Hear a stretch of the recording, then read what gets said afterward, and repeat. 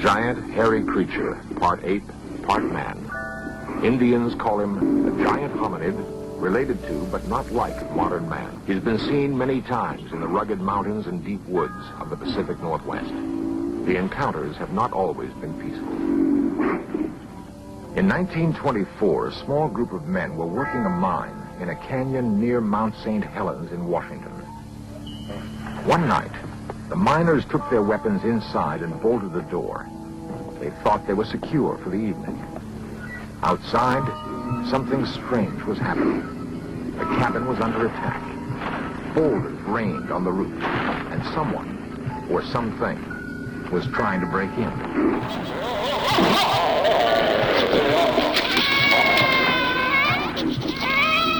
The miners later described their attackers as large, hairy apes. The siege lasted several hours.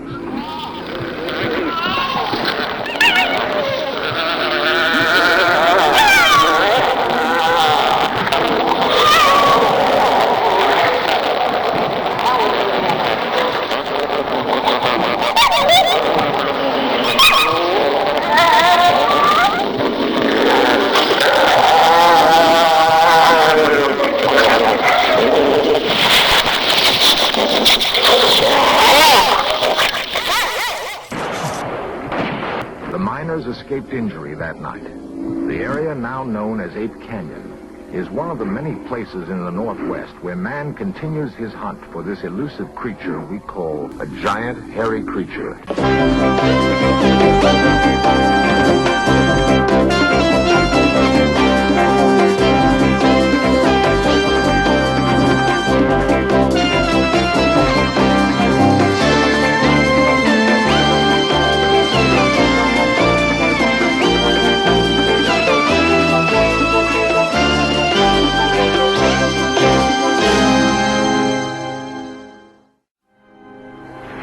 People do not believe in Bigfoot, but a lot of people do. And some of them feel they must kill it to prove it exists.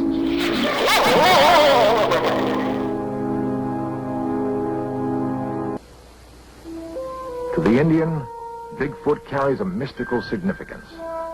Sometimes it's difficult to tell where myth ends and reality begins. In our modern world of concrete and steel, we're far removed from the Indian lore of Bigfoot. It's hard to imagine any corner of our crowded world where a giant, man-like creature could roam free. Yet there's persuasive evidence that Indians is real, and that urban man may be close to his first meeting with this living legend. The most convincing visual evidence of Bigfoot is a film taken by Roger Patterson in Northern California. Dr. Krantz believes it to be authentic. I've examined the film many times, watching it forward, backwards, stop frame, measured, and everything. And all of the anatomy of the creature is perfectly consistent, and that doesn't make any sense. And Patterson could not have faked any of this stuff. I talked to him about some of the things I saw, and that doesn't make any sense. In 1882, a British Columbia newspaper published the story of railroad workers who saw and captured a creature they called Jacko. No one seems to know what happened to that creature, but the hunt for others has brought headlines all across the United States. There have been an estimated 2,000 reported sightings of Bigfoot. Half of those are considered fakes. The other half are very real, especially to those who live in this rugged country and who've seen with their very own eyes, seen something strange and sometimes frightening.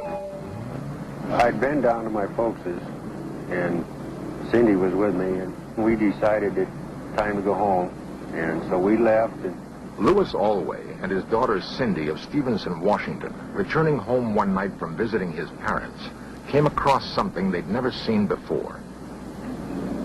It was about 10:30, 11 o'clock at night, and Cindy was sleeping on the floor, on the seat. I come around the corner there, and there it was. It looked to me like he had just come over the top of the guardrail there. I woke her up and she got to see it just before it ran the brush. And at first I thought it was a bear, but when it took off across the road on its hind legs, I just couldn't believe it. I hunt and I fish and I see a lot of game all the time, and it looked like something that I'd never saw before. Sheriff William Klausner of Skamania County in Washington has investigated tracks and talked with eyewitnesses. The most unique thing about what we've learned from this is that the people who have either written or called, who have experienced the same kind of thing or had seen tracks, mention of a strong sulfur smell, and that's real unusual. As Sheriff Klausner says, the smell description is not unusual.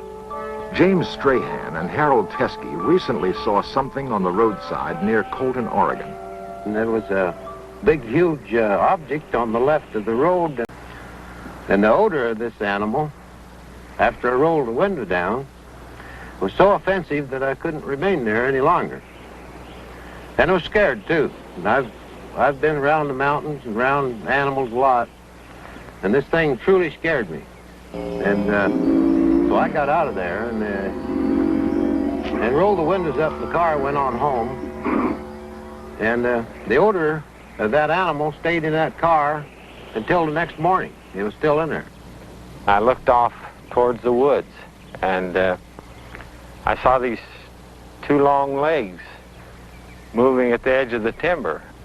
And as this thing walked, it walked with a glide, and then it reached an arm out and kind of touched the tree as it walked by. And I saw these wide shoulders, and it just moved off down the hill. J.C. Rourke and I were up on that little hill there, and we heard this commotion there in the brush, and we saw this big monster going out through there. I yelled for my buddy. I wanted him to see him, and I started running. I wanted to get a closer look at him, and we chased him over the ridge there, and at one time I was within 50 feet of him. Whatever Osborne chased through the woods left him far behind. Among the fakery that we have seen is a piece of film made in 1970 by a man in northern Washington. It was a man in a fur suit, of course. The particular man tried to sell it to us for $25,000, and he told us that the creature in this movie was 8 foot 6 inches in height. This is, I think, is a good example of the kind of fakery that we have encountered through the years. Throughout the Northwest, there are hundreds of men hunting for Bigfoot. Does it have to be killed to prove it exists? My preference would be to locate a hunter who has shot and killed a peculiar human. And grisly as that sounds, I think that is probably what we'll have to do. If they become extinct, so what? Who cares if it becomes extinct? And I always felt so bad when I hear of Sasquatch hunters. He's not a savage. He's a gentle being that just goes about his own way, collecting his own food, clothing, and lives where he chooses. That doesn't make any sense.